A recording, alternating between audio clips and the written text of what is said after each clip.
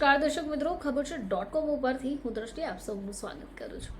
હાલમાં લગ્નની સિઝન ચાલી રહી છે અને ઘણી બધી જગ્યાઓ પર લગ્ન ધૂમધામથી થઈ પણ રહ્યા છે.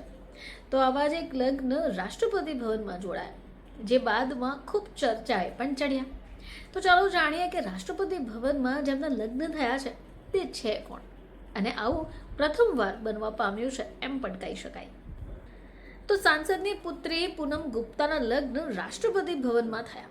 હવે રાષ્ટ્રપતિ મુર્મુ પણ હાજર હતા. સીઆરપીએફ અધિકારી પૂનમ ગુપ્તાના લગ્ન 12 ફેબ્રુઆરીએ રાષ્ટ્રપતિ ભવનના મધર ટેરેસા સંકુલનમાં યોજાયા. હવે રાષ્ટ્રપતિ દ્રૌપદી મુર્મુ પણ વરરાજા અને કન્યાને આશીર્વાદ માટે પહોંચ્યા હતા. રાષ્ટ્રપતિની ખાસ પરવાનગીથી આ લગ્ન થયા હતા. જોકે સમારોહ દરમિયાન કડક સુરક્ષા વ્યવસ્થા પણ કરાઈ હતી. તો સીઆરપીએફ ઓફિસર પૂનમ ગુપ્તાના લગ્ન રાષ્ટ્રપતિ ભવનમાં યોજાયા, જે ઐતિહાસિક લગ્ન 12 ફેબ્રુઆરીની રાત્રિએ મધર ટેરેસા કોમ્પ્લેક્સમાં યોજાયા હતા. હવે બાદમાં આ લગ્નની સુંદર તસવીરો પણ સામે આવી, જેમાં રાષ્ટ્રપતિ દ્રૌપદી મુર્મુ પણ વરરાજા અને કન્યાને આશીર્વાદ આપતા જોવા મળ્યા હતા. હવે આજે આ સીઆરપીએફ અધિકારી પૂનમ ગુપ્તા છે તે હાલમાં રાષ્ટ્રપતિના પર્સનલ સિક્યુરિટી ઓફિસર તરીકે તૈનાત છે, અને રાષ્ટ્રપતિની જ ખાસ પરવાનગી વડે તેમના લગ્ન રાષ્ટ્રપતિ ભવનમાં યોજાયા.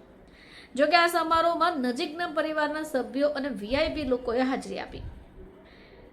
સામાન્ય રીતે વિદેશી રાષ્ટ્રોના વડાઓ અને મહાનુભાવોના સ્વાગત માટે આ રાષ્ટ્રપતિ ભવન જાણીતું છે. જોકે આ વખતે પહેલીવાર એક વ્યક્તિગત આનંદદાયક પ્રસંગ અહીંયા જોવા મળ્યો. તો પૂનમ ગુપ્તા જે છે તેઓ શિવપુરીની પુત્રી શિવપુરી પૂનમ ગુપ્તા સીઆરપીએફની મહિલા સહાયક કમાન્ડન્ટ છે. રાષ્ટ્રપતિ ભવનમાં પીએસઓ તરીકે તૈનાત છે, જેમના લગ્ન 12 ફેબ્રુઆરીએ જમ્મુ અને કાશ્મીરમાં પોસ્ટ કરાયેલા CRPF assistant commandant Avnish Kumar સાથે થયા હતા.